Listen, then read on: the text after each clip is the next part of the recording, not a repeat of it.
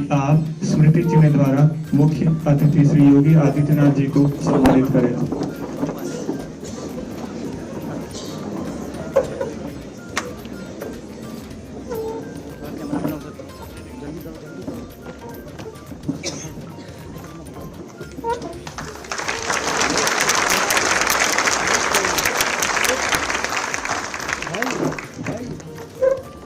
अब मैं माननीय कुलपति जी से आग्रह करता हूं कि आप माननीय महाराज जी के स्वागत उद्बोधन में कुछ शब्द कहें।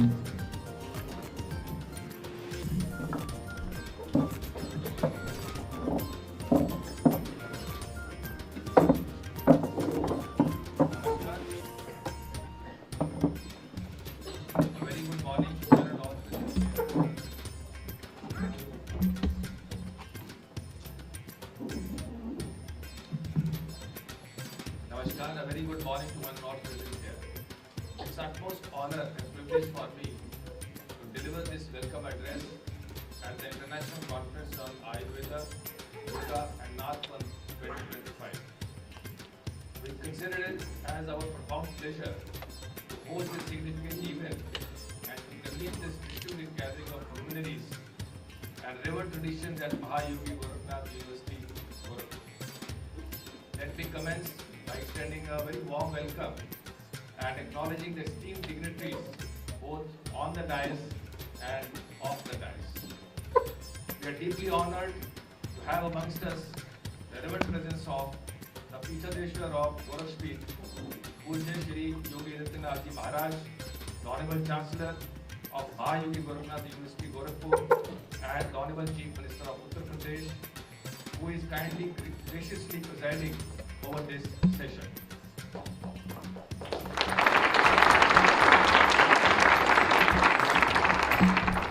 We welcome Honorable Maharaj Ji by submitting respectful pranams on behalf of Mahayogi Gorakhnath University, Gorakhpur. Maharaj Ji's visionary leadership and the steadfast commitment to preserving and promoting India's spiritual and cultural heritage has been an enduring source of inspiration for all of us.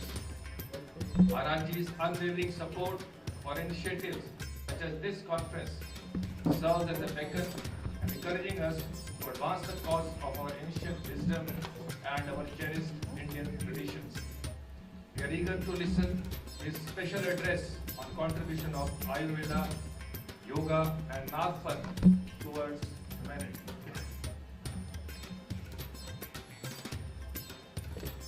I extend my very warm greetings to other dignitaries on the dais, Dr. Guy Levin from Israel, who is an experienced Ayurvedic practitioner and educator specializing in Dr. P. Veeraratna, the former Deputy Director, Technical Medical at Ministry of Health Sri Lanka, and who has also been the co-chair of World Health Organization Working Group for Ayurveda. Dr. Giridhar Vedantam, the Organizing Secretary and Principal of Mahayogi Gorakhnath University, Gorakhpur. My greetings to all the dignitaries of the dais and dear all the participants and the students. I place it on record the impressive demographics of this conference. We had about 340 registrations spanning 4 states, that is UP, Bihar, Karnataka and Uttarakhand, with 58% male and 42% female participants in this. So there is an equal gender distribution. And out of 23 speakers we had, 7 speakers are from 5 different countries, namely Sri Lanka, UK, USA, Israel and Nepal.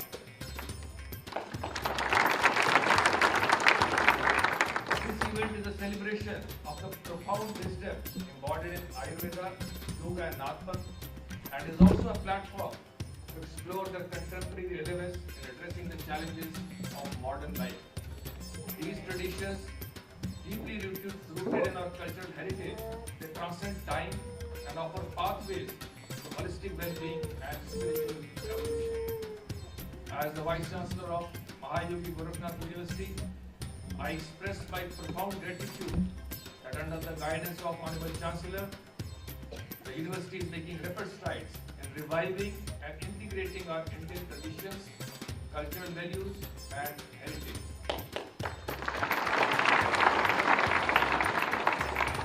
Further, this conference is illuminating new insights and deepening our understanding and appreciation of our enduring traditions. Together, let us strive to ensure that this wisdom continues to guide humanity towards harmony and well-being. I again express my respectful gratitude to the Honorable Maharaj Ji for sparing his very valuable time and to be with us to make this international conference successful and memorable. Thank you.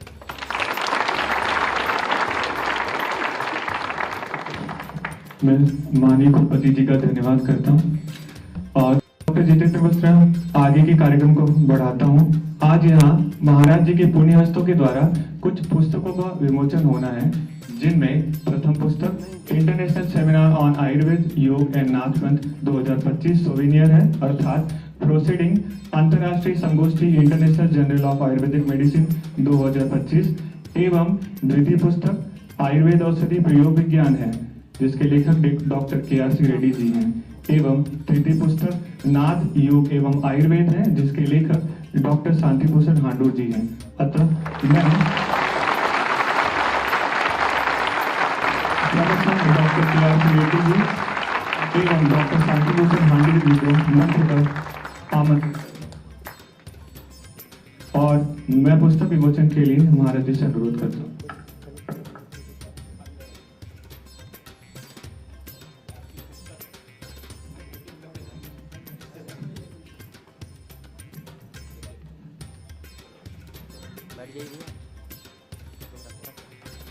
भैया किनारे हटिए।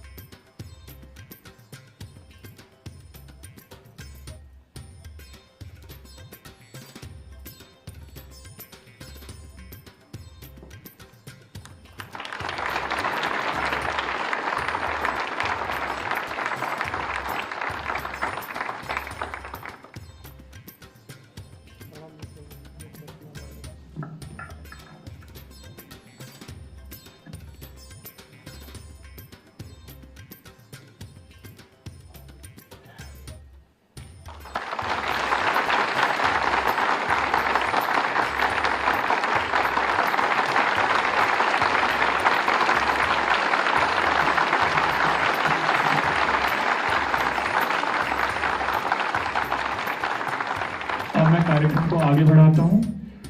आज के विशिष्ट उद्बोधन के लिए हमारे गोरक्ष पीठाधीश्वर माननीय कुलाधिपति हमारे मार्गदर्शक, जिसके आशीष से यह कार्यक्रम हो रहा है, मैं आमंत्रित करता हूं कि महाराज जी अपने आशीर्वचनों द्वारा हमें लाभान्वित करें।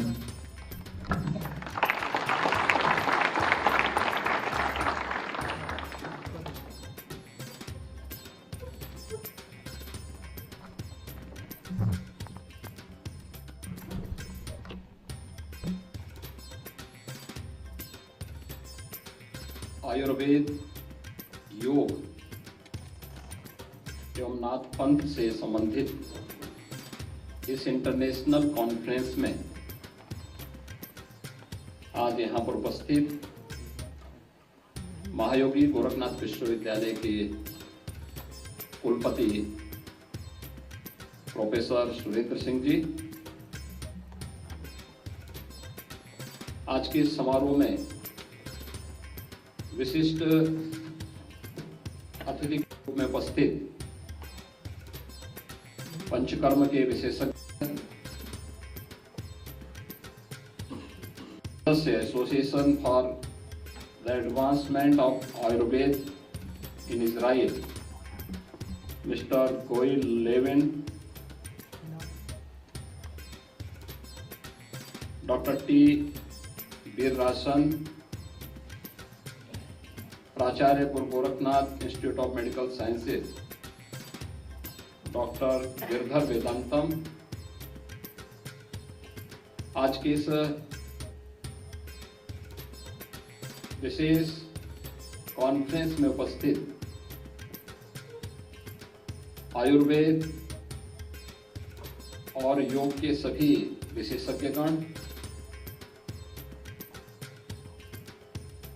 विशिष्ट रूप से यहाँ पर आज उपस्थित उत्तर प्रदेश शासन के एडवाइजर के रूप में पूर्व IAS अधिकारी श्री अवनीश अवस्थी जी, उत्तर प्रदेश सरकार के पूर्व पुलिस महानिदेशक श्री DS चौहान जी, महायोगी गुरु गोरखनाथ विश्वविद्यालय से जुड़े हुए सभी फैकल्टी मेंबर्स और छात्र छात्राएं, मैं सबसे पहले इंटरनेशनल कॉन्फ्रेंस के लिए विश्वविद्यालय को और सभी सहयोगी संस्थाओं को हृदय से बधाई देते हुए अपनी शुभकामनाएं देता हूं।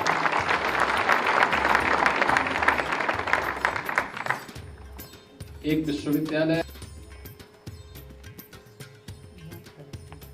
या एक संस्थान अपने इन्हीं रचनात्मक कार्यक्रमों के माध्यम से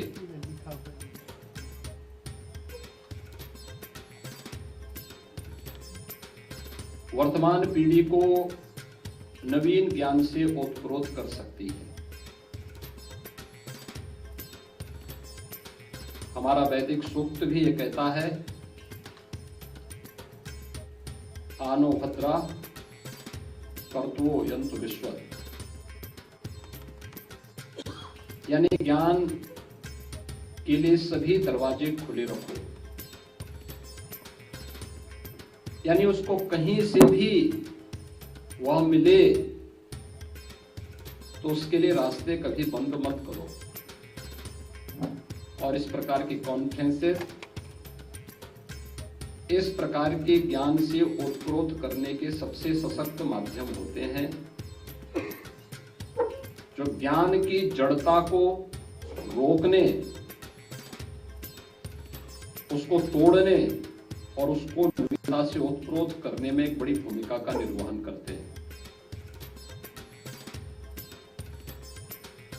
भारत की सभ्यता और संस्कृति की जब चर्चा होती है तो बहुत प्राचीन है। सृष्टि के काल खंड से जुड़ी हुई दुनिया की सबसे प्राचीन जो संस्कृति है वो भारतीय संस्कृति है।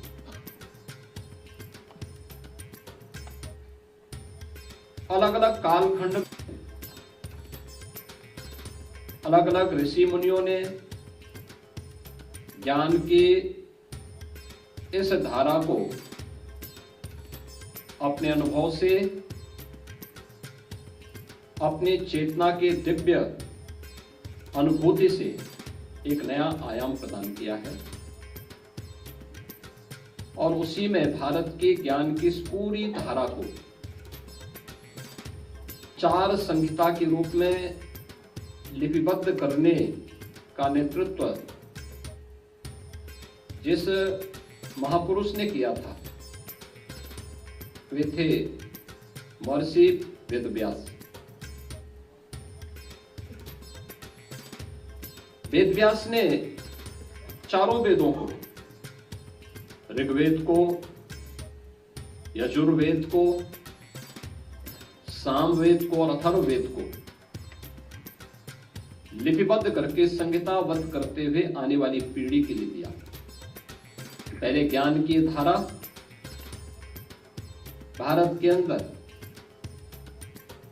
श्रवण परंपरा से थी, गुरु शिष्य परंपरा से चलती थी, लेकिन उसे संहिताबद्ध करके आने वाली पीढ़ी के लिए उनके नेतृत्व में जो समय समय पर भारत के ऋषियों की आपसी चर्चा परिचर्चा के परिणाम स्वरूप जो ज्ञान आगे बढ़ा, उस पूरी टीम को नेतृत्व उन्होंने दिया था। महर्षि वेदव्यास को यह भी श्रेय जाता है कि उन्होंने परंपरागत वैदिक संस्कृत को जिस श्रृंखला की शुरुआत महर्षि वाल्मीकि ने की थी, व्यवहारिक ज्ञान के साथ जोड़ते हुए संस्कृत को भी उतना ही व्यवहारिक बनाने के लिए उस श्रृंखला को पुराणों के ज्ञान के साथ जोड़ने का काम भी किया। श्रीमद् भागवत महापुराण से 5000 वर्ष पहले रचा गया वही एक पवित्र महत्वपूर्ण पुराण है और यहीं से फिर 18 पुराणों की उपपुराणों की रचना और उसकी शैली, उसकी भाषा कैसे होनी चाहिए, इसका भी शुभारंभ महर्षि वेदव्यास को जाता है। मैंने महर्षि वेदव्यास की चर्चा इसलिए की कि महर्षि वेदव्यास आज से 5000 वर्ष पहले एक ऐसे ऋषि थे, उनके बारे में बहुत सारी बातें कही जाती, लेकिन उनका जीवन दर्शन देखना हो तो मुझे लगता है कि आपको भी भारत की परंपरा और भारत की व्यवस्था पर इस बात पर गौरव की अनुभूति होगी कि वास्तव में कितनी दिव्य चेतना और दिव्य ज्ञान की भूमि रही है। उनका पूरा नाम कृष्ण द्वैपायन व्यास था। उन्होंने कुरुवंश की 8 पीढ़ियों का नेतृत्व किया। आप सोचिए, राजवंश की परंपरा में एक पीढ़ी 50 से 60 वर्ष शासन कर रही होगी। 8 वंश का मतलब कम से कम 200, 250 या 225 वर्ष तक तो उन्होंने जीवित रह करके एक रिकॉर्ड बनाया होगा। क्या दुनिया के अंदर आज के दिन पे कोई 225 या 250 वर्ष जीवित रह रहा है क्या? लेकिन अकेले महर्षि वेदव्यास को ये हो जाता है। लेकिन जो श्रीमद् भागवत महापुराण आज भी कोटि कोटि भारतवासियों को, जब हम मुक्ति की बात करते हैं, एक मोक्ष ग्रंथ की बात करते हैं, तो श्रीमद् भागवत महापुराण की कथा होती है। श्रीमद् भागवत महापुराण की कथा सुनाई जाती है। मोक्ष का मतलब, मुक्ति का मतलब, जो व्यक्ति मर गया है उसकी मुक्ति के लिए ही नहीं होता है। मुक्ति का मतलब सफलता के चरम तक पहुंचना। मोक्ष का मतलब जिसके आगे का मार्ग नहीं, कोई विकल्प नहीं, यानी सफलता की उन ऊंचाइयों को प्राप्त करना। और श्रीमद् भागवत महापुराण वही ग्रंथ है। महाभारत युद्ध के बाद उन्होंने एक महाग्रंथ को रचा था, महाभारत की रचना की थी। महाभारत जैसा, कहते हैं महाभारत जो महाकाव्य है, प्रबंध काव्य है, मूल महाभारत के उसमें 20,000 श्लोक रचे गए थे। पढ़ करके फिर अलग अलग कालखंड में आज 1 लाख से अधिक श्लोक उसमें माने जाते हैं। लेकिन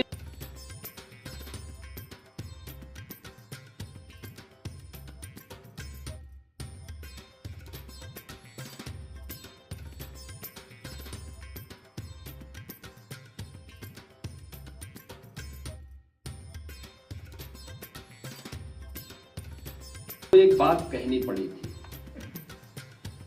उन्होंने कहा था कि मैं दोनों बाहें उठा करके चिल्लाते हुए कह रहा हूं कि सभी लोग धर्म के मार्ग का अनुसरण करो,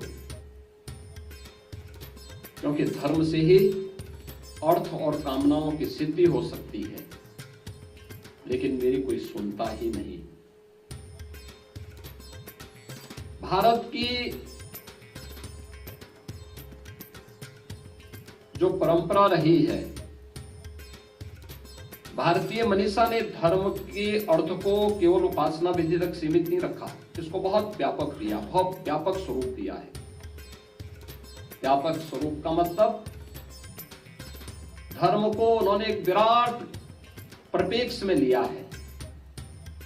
कर्तव्य, सदाचार और नैतिक मूल्यों के उस प्रवाह को जिस पर व्यक्ति और समाज का जीवन टिका हुआ हो, उस विशिष्ट जीवन पद्धति को धर्म के रूप में भारतीय मनीषा ने स्वीकार किया है। यानी केवल उपासना विधि नहीं, और इसीलिए किसी भारतीय के लिए, किसी हिंदू के लिए आवश्यक नहीं कि वो मंदिर जाएगा तभी हिंदू कहलाएगा, नहीं, आवश्यक नहीं। वो जाए या ना जाए, वह किसी विशिष्ट ग्रंथ को माने, यह भी आवश्यक नहीं है।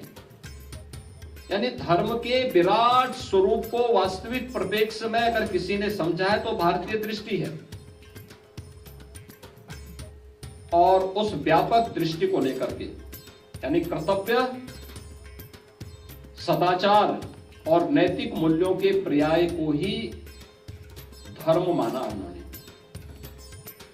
आप सोचिए, यानी हम अकर्मण्यता को धर्म नहीं मानते, पतित व्यक्ति को धार्मिक नहीं मानते,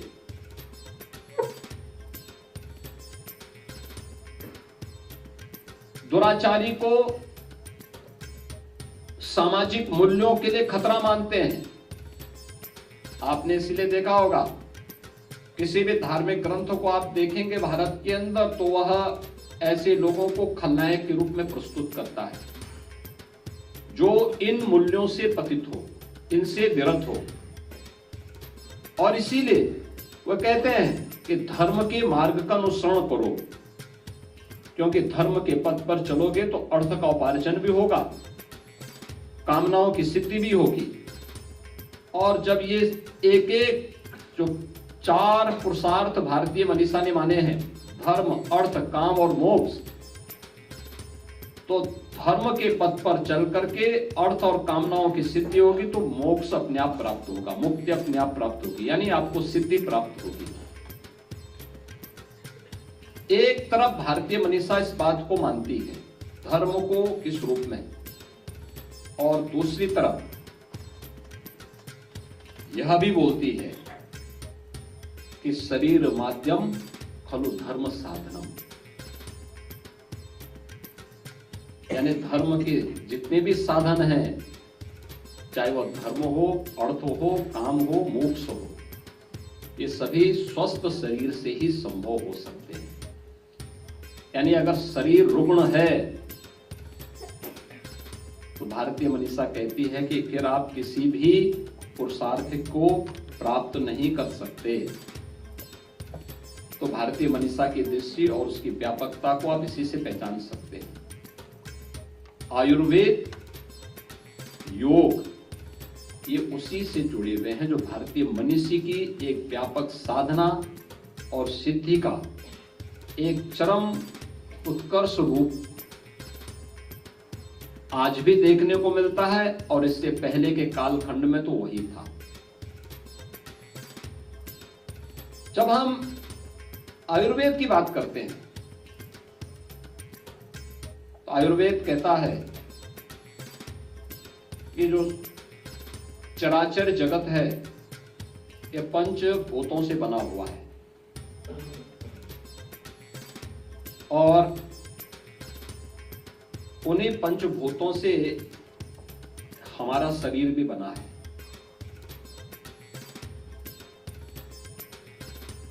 अलग कुछ भी नहीं।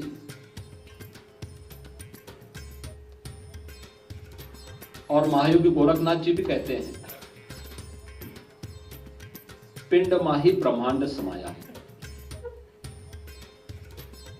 यत पिंडे तत् ब्रह्मांडे,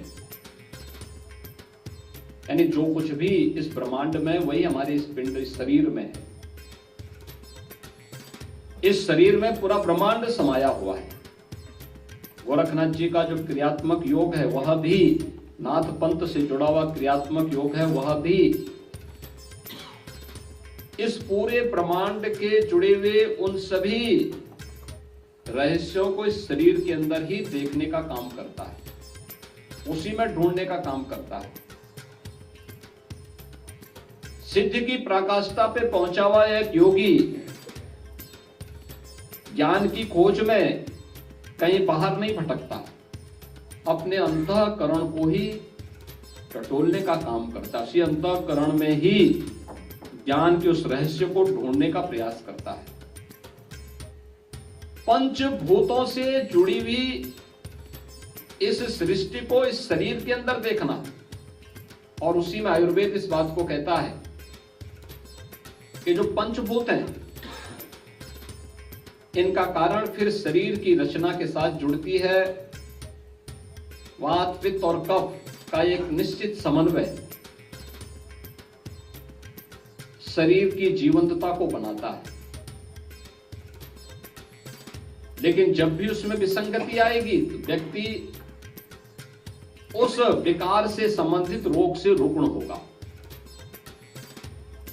उसके समन के लिए आयुर्वेद अपनी पद्धति देता है, वे पंचकर्म की पद्धतियां हैं। लेकिन आप योग में आएंगे तो योग भी इसी बात को कहता है। योग में आप किसी भी पद्धति में जाएंगे, आप हठ योग में जाएंगे, राजयोग में जाएंगे, ज्ञान योग में जाएंगे, लय योग में जाएंगे, प्रारंभिक पृष्ठभूमि सबकी एक जैसी है, एक जैसी है, कोई भी एक दूसरे से अलग नहीं है। इसकी प्रारंभिक पृष्ठभूमि ही शुरू होती है नियम और संयम से। याद रखना, राजयोग तो यम और नियम के साथ उसे जोड़ देता है,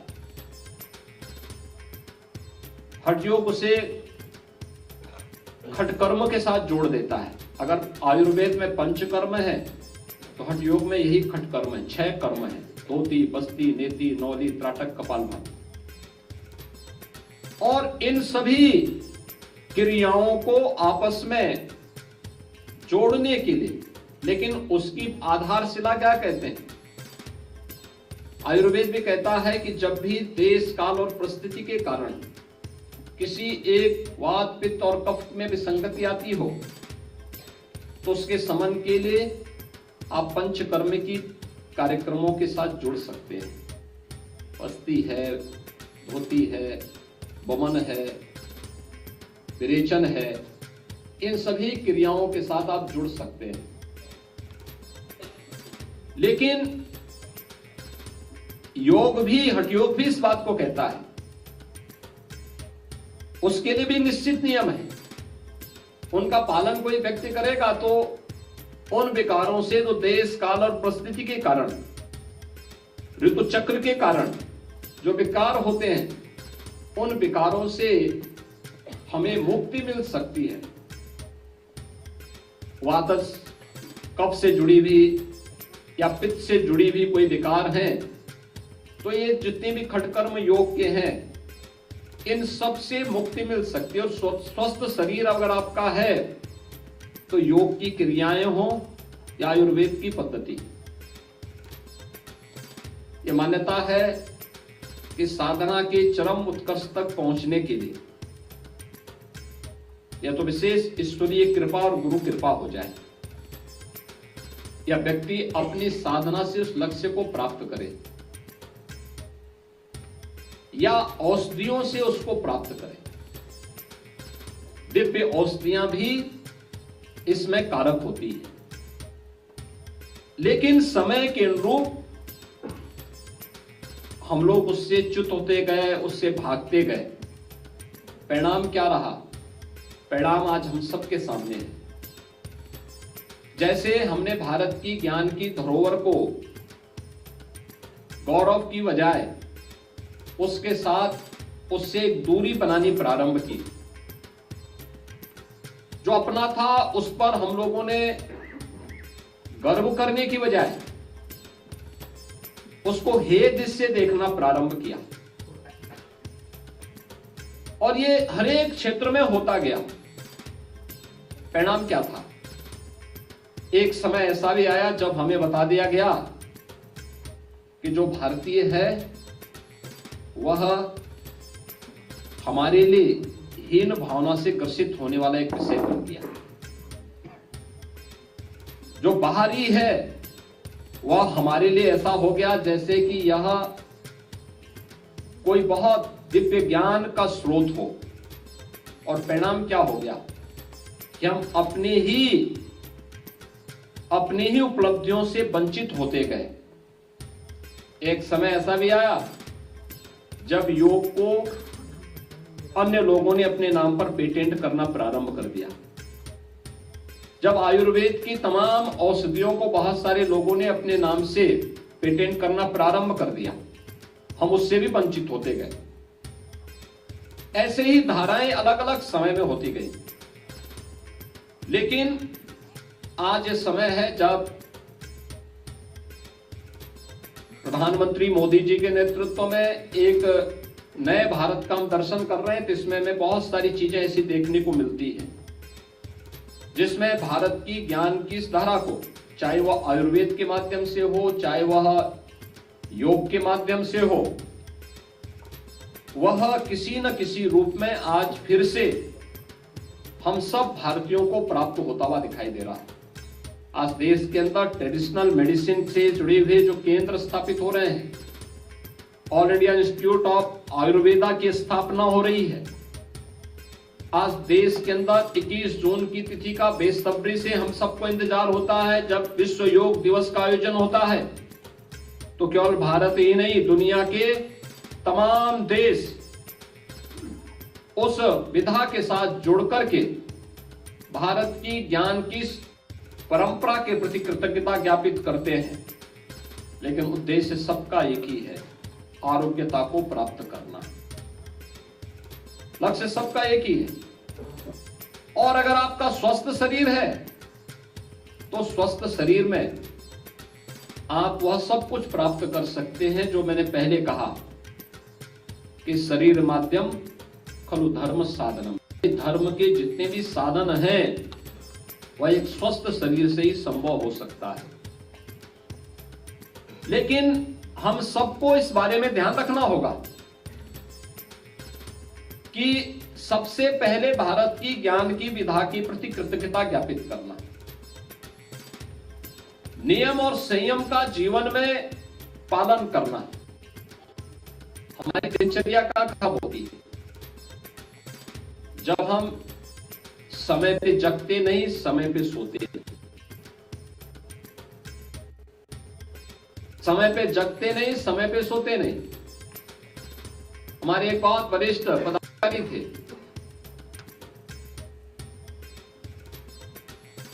आज से 4 वर्ष पहले की घटना है। उत्तर प्रदेश विधानसभा के संचालन के साथ उनको जोड़ना था, लेकिन उनका स्वास्थ्य अचानक ऐसा लगने लग गया कि वह अब तबीयत उनकी खराब हुई तब हुई। हमारे एक मंत्री मुझसे बोले, कहे कि उनका तो लगता है स्वास्थ्य ठीक नहीं है, कैसे होगा? तो मैं अचानक सत्र के दौरान उनके चेंबर में गया। मैंने देखा कि अपने चेयर में ऐसे लुढ़के हुए थे। तो मैंने उनके सिर पे हल्के से वो किया, उनके आगे खुले, मुझे देखा तो खड़े होने का प्रयास कर रहे थे लेकिन खड़े नहीं हो पा रहे थे। मैंने कहा, आपका तबीयत खराब है? उन्होंने कहा, तबीयत कुछ खराब है। मैंने कहा, क्या सत्र विधानसभा का सत्र चल पाएगा? आप चला पाएंगे या हमें कोई वैकल्पिक व्यवस्था करनी है? उन्होंने कहा, नहीं, मैं प्रयास तो करूंगा। लेकिन मैंने कहा, आपका स्वास्थ्य ठीक नहीं। मैं बैठ गया। मुझे देखे थोड़ा उनके सामने एक वायु, उनकी चेतना थोड़ा सा जागृत होती हुई मुझे दिखाई दी। मैं बैठा वहां पे। मैंने कहा, अच्छा ये बताइए, आप कितने बजे जगते हैं? उन्होंने कहा, देखिए विधानसभा चल रही है तो 10 बजे सो के उठता हूं। और मैंने कहा, वैसे? कहा 12 बजे। हमने कहा, 12 बजे आप सो के उठेंगे? तो तब तो आपको मर जाना चाहिए। तो वो मुझे देखे, तो फिर मैंने कहा, भाई सोते कितने बजे हैं? कहा रात्रि को 2 बजे 3 बजे। तो मैंने कहा 2 बजे 3 बजे सोने का कोई समय होता है? मैंने कहा भी देखिए, आप अगर जीवित रहना चाहते हैं तो आप बहुत देर करेंगे, बहुत ज्यादा अगर आपको लेट हुई तो 11 बजे तक आप सो जाया करिए और धीरे धीरे करके कम करिए। पहले दिन 12 बजे सोइए, फिर उसको 11:30 करिए, फिर 11 बजे करिए, फिर 10:30 करिए, फिर 10 बजे करिए और 10 बजे तक हर हाल में सो जाइए। उन्होंने कहा मुझे लिखने का काम करना होता है। मैंने कहा भी लिखने पढ़ने का जो भी काम करना होता है उसके लिए आप ब्रह्म मुहूर्त में करिएगा। सुबह रात को जल्दी सोइए और सुबह जल्दी जगिए। तो उन्होंने कहा इससे क्या होगा? मैंने कहा आप देखना, आप केवल एक काम करिए, पहले केवल अपने को नियम संयम के साथ जोड़ दीजिए। समय पे जगना, समय पे सोना, समय पे अपना नाश्ता लेना, समय पे अपना भोजन लेना। अगर आप इतना कर लेंगे तो आप देखेंगे कि अगले 1 महीने के अंदर आपको कुछ अपने शरीर में एक चेतना दिखेगी। चुप रहे। उन्होंने कहा, फिर मैंने कहा सुबह प्रयास होना चाहिए कि सूर्योदय के पहले पहले आप नित्य क्रिया से निवृत्त होकर के स्नान आदि करके पूजा वगैरह करते हैं तो पूजा वगैरह कर लीजिए और फिर अपना अन्य कार्य निपटाइए। अगर आपके पास समय है तो इस दौरान आप मॉर्निंग वॉक भी कर लीजिए, थोड़ा थोड़ा प्रयास करिए। अभी तो आप चल नहीं पाएंगे, कोई सहयोगी लीजिए आप। और फिर प्राणायाम का अभ्यास करिए। मैंने एक योग से जुड़े हुए प्रशिक्षक को उनके यहाँ पास भेजा। मैंने कभी नियमित रूप से इनको 5 मिनट से बढ़ाते जाइए, 5 से 7, 7 से 10, 10 से 15, 15 से 20, 25 और आधे घंटे तक लेके जाइए। इनको प्राणायाम का अभ्यास कराइए। आप देखिए, जो 3 वर्ष पहले जो व्यक्ति एकदम मरणासन स्थिति में था, आज वो मेरे सामने चल करके आते हैं अपने पैरों से और स्वस्थ हैं, पूरी तरह स्वस्थ हैं। यद्यपि रात को 11, 11:30 बजे के पहले अभी भी नहीं सोते, लेकिन मेरा मानना है कि अगर वो 10 बजे तक सो जाए और सुबह 4, 4:30, 5 बजे तक जग जाए और अपनी क्रियाओं को नियमित कर लें तो उनकी आयु अपने आप ही स्वस्थ हो जाएगी, वो अपने आप ही आरोग्यता को प्राप्त कर सकते हैं। कितना बड़ा लाभ होता है जब भी आप सूर्योदय के बाद में जगते हैं, आपके शरीर में भारीपन होगा। व्यक्ति दिन भर चिड़चिड़ा सा रहेगा, उसकी समझ में कुछ आएगा ही नहीं। आप बोलेंगे कुछ और समझेगा कुछ और। तो ये नियम और संयम का जीवन में बड़ा महत्व है और योग ने हमेशा यम और नियम को उसी के साथ जोड़ करके देखा है कि यम और नियम क्या है? अंतःकरण की शुद्धि और बाह्य शुद्धि, जो हमारे लिए केवल और नियम संयम से ही संभव हो सकता है। क्योंकि कोई भी अन्य कार्य, जितने भी अन्य विकार होते हैं, वो अनियमित दिनचर्या से ही प्रारंभ होते हैं और फिर वह एक लंबे समय तक हमें प्रभावित करते हैं। तो ये एक पक्ष है जो आरोग्यता को प्राप्त करने के लिए, और इस दिशा में जितना भी आपको क्रियात्मक योग के पक्ष को जानना है, वह क्रियात्मक योग का पूरा पक्ष नाथ योगियों के द्वारा दिया गया योग की विशिष्ट विधा है, जो आज क्रियात्मक योग के रूप में है। आप आसन देखते होंगे, नाथ योगियों के नाम पर आसन है। गोरक्ष आसन भी है, मत्स्येंद्र आसन भी है, गौमुख आसन भी है, बहुत सारी ऐसी क्रियाएं हैं जो उन योगियों के नाम पर और उनके द्वारा विशिष्ट रूप से बनाई गई हैं, बताई गई हैं। कौन सी क्रिया का लाभ कब हो सकता है ये भी बताई गई हैं। शरीर विज्ञान के बारे में योगिक क्रियाओं के माध्यम से उन्होंने बताया है। हमारे यहां हर नाथ योगी एक नाथ जनेऊ धारण करता है। वह नाथ जनेऊ भारत यानी अपने शरीर से जुड़ी हुई नाड़ियों के बारे में अवगत कराता है। यानी कहते हैं शरीर के अंदर जो नाड़ियों की संख्या है उनमें से 6 प्रमुख नाड़ियां हैं। 2 को हम सामान्य रूप से अनुभव करते हैं, एड़ा और पिंगला को। एक नाड़ी सुषुम्ना भी है। इसके अलावा अन्य नाड़ियां हैं। तो 10 प्रकार की जो नाड़ियां हैं जो प्रमुख हैं उनके बारे में वह नाथ जनेऊ हर नाथ योगी अपने अंदर धारण करता है, अपने शरीर में धारण करता है। उसका उपयोग कैसे होता है यह भी उसको जब वह दीक्षा लेता है तो उसके माध्यम से उसको इसके बारे में अवगत कराया जाता है। यानी योग प्रधान होने के नाते योग को अपने जीवन का हिस्सा भी उसने बनाया है। ऐसे ही अन्य तमाम कार्यों के माध्यम से भी योग को अपने जीवन का हिस्सा एक नाथ योगी बनाता है और परंपरा के साथ चली है। महायोगी गोरखनाथ जी हों या उससे पूर्व मत्स्येंद्र नाथ जी हों या उसके बाद के अन्य नाथ योगियों ने अलग अलग समय में चेतना के उस उच्च आयाम तक पहुंच करके चेतना के जो 3 महत्वपूर्ण आयाम माने गए हैं। सामान्य रूप से हम जिस मन से सोचते हैं यह हमारा चेतन मन है। एक जो हमने अभी पढ़ा है, देखा है, सुना है या जिस मन में संचित हो जाता है वो अवचेतन मन है। एक जिसका कभी उपयोग नहीं हो पाता वह अचेतन मन है।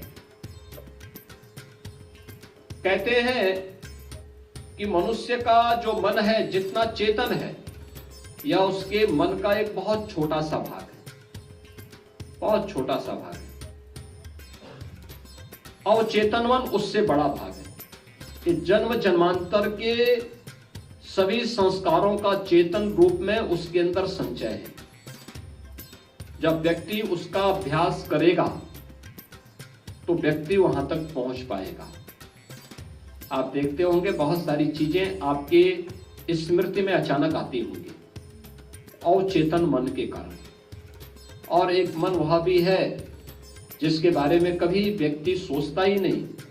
यानी वह जब आप कभी साधना के किसी चरम उत्कर्ष पर कोई व्यक्ति पहुंचेगा तो अवचेतन मन और चेतन मन की उन रहस्यों के बारे में जान पाएगा। हमारे पास मौजूद है लेकिन जिसके बारे में हम जानकारी नहीं ले पाए, जिसके बारे में भारतीय मनीषा ने क्या कहा, अष्ट सिद्धि और नवनिधि के बारे में। यानी 8 प्रकार की सिद्धियां हैं। उन सिद्धियों को प्राप्त करने का माध्यम भी कहीं और नहीं बल्कि हमारी ये काया है, हमारा ये शरीर है। लेकिन साधना के माध्यम से, सिद्धि के माध्यम से, प्रयास के माध्यम से हम उसको प्राप्त कर सकते हैं। उसका एक छोटा सा प्रयास। लोग क्या कहते हैं कि अवचेतन मन के संचित कर्मों के बारे में अगर हमें जानकारी लेनी हो तो इसकी शुरुआत कहां से करते हैं। आप रिवर्स गियर में आए। रिवर्स गियर का मतलब तो ये होगा ना कि अगर आप 100 किलोमीटर आगे गए हैं और आपको पीछे आना है, रिवर्स गियर में आना है, तो 100 से पहले आप 99 में आएंगे, फिर 98 में आएंगे, फिर 97 में आएंगे, 96 में आएंगे। 100 से पहले सीधे 1 पे नहीं आ पाएंगे ना। तो आपको रिवर्स गियर में आना पड़ेगा। रिवर्स गियर का मतलब 1 दिन पहले, फिर 2 दिन पहले, फिर 3 दिन पहले, फिर 1 सप्ताह पहले। यानी एक दिन पीछे करके और एक दिन पीछे आने के लिए आपको एक घंटे को आधार बनाना पड़ेगा। इस घंटे मैंने क्या किया था, इस घंटे को क्या, उसको स्मरण करने की एक आदत। अगर आप डालेंगे, एक एक करके डालेंगे, लंबे समय तक आप डालेंगे, तो आप अपने अवचेतन मन को जागृत करने में सफल हो सकते हैं। विशिष्ट साधना के माध्यम से, चाहे वह ध्यान की साधना हो या अन्य विशिष्ट साधना के माध्यम से अचेतन मन को भी जागृत करने में व्यक्ति एक बड़ी भूमिका का निर्वहन कर सकता है। यानी ये सुपर कंप्यूटर से भी आगे का कंप्यूटर आपके पास मौजूद है, लेकिन उसका कभी उपयोग नहीं कर पाया कोई। भारत का ऋषि ही उसका उपयोग कर पाया है, और इसलिए उन ऋषियों ने और उन योगियों ने, जिसमें हम महायोगी गोरखनाथ जी को भी मानते हैं, जिन्होंने उस चेतना के उस पार जाकर के, और चेतन मन की चेतना के पार जाकर के जीवन के रहस्यों को अपने ग्रंथों के माध्यम से उद्घाटित करके रख दिया है।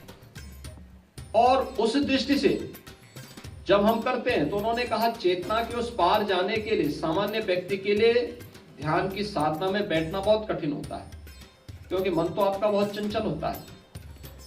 तो उसके लिए उन्होंने कहा कि सामान्य व्यक्ति के लिए अपने मन को नियंत्रित करना कठिन है। उसके लिए उन्हें क्या करना चाहिए? उसके लिए उन्होंने कहा कि देखो, जीने के लिए प्राण आवश्यक है। तो प्राण के लिए उन्होंने कहा कि प्राणायाम की साधना के माध्यम से अपने प्राणों को अपने मन की वृत्तियों के साथ तारतम्य स्थापित करना, उसको जोड़ना, उसके साथ जोड़ना। आप तारतम्य स्थापित करेंगे, आप देखेंगे एक समय आपका ध्यान कंसंट्रेट होगा, श्वास के साथ जुड़ता हुआ दिखाई देगा। और इसी को अलग अलग साधना पद्धतियों में अलग अलग नाम से लोगों ने जाना है। महायोगी गोरखनाथ जी ने इसको जपा जप कहा, महात्मा बुद्ध ने इसको एक दूसरी साधना के रूप में आगे बढ़ाने का काम किया। अलग अलग ऋषि मुनियों ने अलग अलग नाम से फिर इसको रेखांकित करके जीवन के उस चरम उत्कर्ष तक पहुंचने का काम किया था। चाहे वह जपा जप हो या विपश्यना हो, ये उसी अवचेतन और अचेतन मन को प्राप्त करने, उसको जागृत करने का एक महत्वपूर्ण माध्यम आपको एक उच्च श्रेणी पर, उच्च आयाम पर पहुंचा हुआ साधक प्रदान कर सकता है। यानी ये एक दूसरे के साथ जुड़े हुए हैं सभी, चाहे वह आयुर्वेद हो, चाहे योग हो, और चाहे नाथ पंथ हो। इन तीनों पद्धतियों ने, तीनों व्यवहारिक पक्ष पर विश्वास करते हैं। तीनों ने जीवन की व्यवहारिकता पर विश्वास किया है। तीनों ने यह माना है कि पंच भौतिक शरीर इस ब्रह्मांड से अलग नहीं है। जो कुछ भी इसमें है वही इस काया में भी है, इससे अलग नहीं है। वो सब उसी का पार्ट है, और उसी का हिस्सा होने के नाते हम उसको उससे अलग नहीं कर सकते।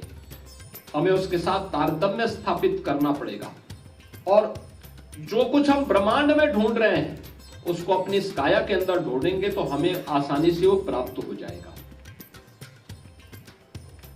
उस दृष्टि से यह संगोष्ठी अत्यंत महत्वपूर्ण संगोष्ठी है, लेकिन इस पर कार्य किए जाने की आवश्यकता है। बहुत कुछ लिखने, बहुत कुछ जानने और उन रहस्यों पर पड़े हुए पर्दे को उठाने के लिए इस पर अभी बहुत कुछ काम किए जाने की आवश्यकता है। आज का समय पंचकर्म का उपयोग जब हम करते हैं तो पंचकर्म का उपयोग भी सामान्यतः शरीर में वात, पित्त या कफ के कुपोषित होने या उसके असंतुलन को दूर करने में ये सहायक हो सके, इसमें ही हम उसका उपयोग कर पाते हैं।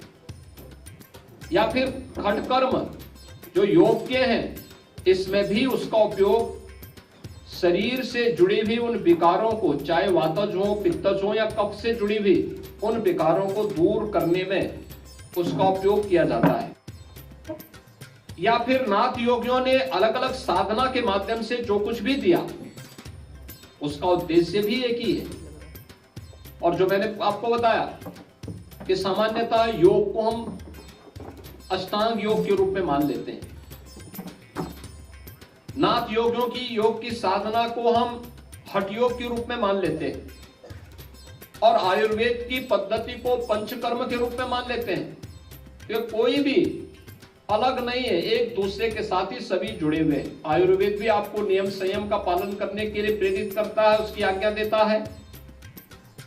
योग भी आपको यम और नियम के साथ जोड़ने के लिए प्रेरित करता है, और नाथ पंथ की हठ योग की साधना भी नियम और संयम के साथ रहने के लिए, अगर योग की पराकाष्ठा पर पहुंचना है तो वहां तक पहुंचने के लिए उसकी एक प्रेरणा प्रदान करता है। मुझे पूरा विश्वास है कि जो ये त्रिदिवसीय इंटरनेशनल कॉन्फ्रेंस यहां पर आयोजित की गई है, यह इन तीनों पक्षों को लेकर के, इनके समन्वय को लेकर के और संपूर्ण आरोग्यता को प्राप्त करने की दिशा में एक सार्थक चर्चा परिचर्चा को आगे बढ़ाने में सहायक होगा। विश्वविद्यालय को और सहयोगी संस्थाओं को इस सार्थक चर्चा को आगे बढ़ाने के लिए मैं हृदय से धन्यवाद देता हूं। जो लोग यहां पर इस कॉन्फ्रेंस के माध्यम से अपने अपने पेपर यहां पर प्रस्तुत करेंगे, या जो इसको लेकर के आने वाले समय में कुछ लेखन का कार्य करेंगे, मैं उन सबसे ये अनुरोध करूंगा कि बहुत कुछ भरा पड़ा है भारत के ग्रंथों में, बहुत कुछ आप अपने दैनिक जीवन में भी जिस एक पक्ष को लेकर के जाते होंगे, देखते होंगे, उसमें भी भरा पड़ा है। उस अनुभव को भी अगर आप उसके साथ जोड़ पाएंगे तो यह जिस भी फील्ड में आप काम करेंगे, आयुर्वेद में, योग में या नाथ पंथ की इन साधनाओं में, उससे आने वाली पीढ़ियां लाभान्वित हो सकती हैं। इस विश्वास के साथ इस त्रिदिवसीय इंटरनेशनल कॉन्फ्रेंस के प्रति मैं अपनी मंगलमय शुभकामनाएं देता हूं। धन्यवाद। जय हिंद।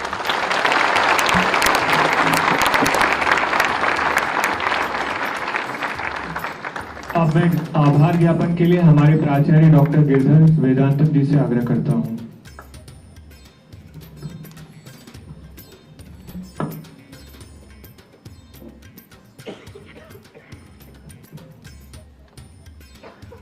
महायोगी गोरखनाथ विश्वविद्यालय के कुलाधिपति गोरक्षनाथ पीठाधीश्वर, उत्तर प्रदेश राज्य के प्रियतम और माननीय मुख्यमंत्री, भारत के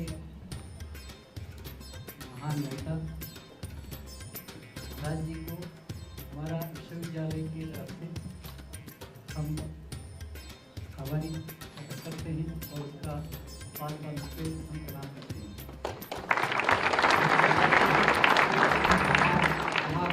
का पर्व के और पिछली पर्व समय में अपना समय देखे यहाँ महाविश्वविद्यालय के अंतर्राष्ट्रीय संगोष्ठी के अपना भाषण देके सबको आशीर्वाद दिया है।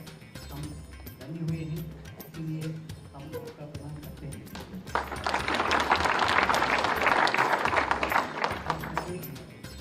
समय नहीं रहे तो भी इधर आके आप हमारे लिए आके आपका आयुर्वेद या योग और नाथन के ऊपर आपने भाषण किया, सब लोगों से अपना हृदय से जो आपका प्रीति है आयुर्वेद की आपको व्यक्त किया है, और सब लोगों से मार्गदर्शन किया है कि हमने इसके ऊपर शोध करके आगे बढ़ने के लिए हम मार्ग पे रहेंगे। और आपको और एक बार प्रणाम करते हैं और मंच पे आती और सभी सदस्यों को आभारी करते हैं।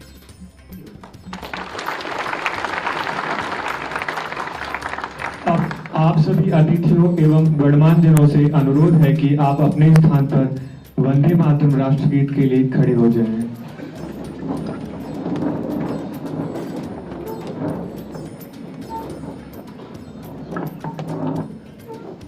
वंदे मातरम।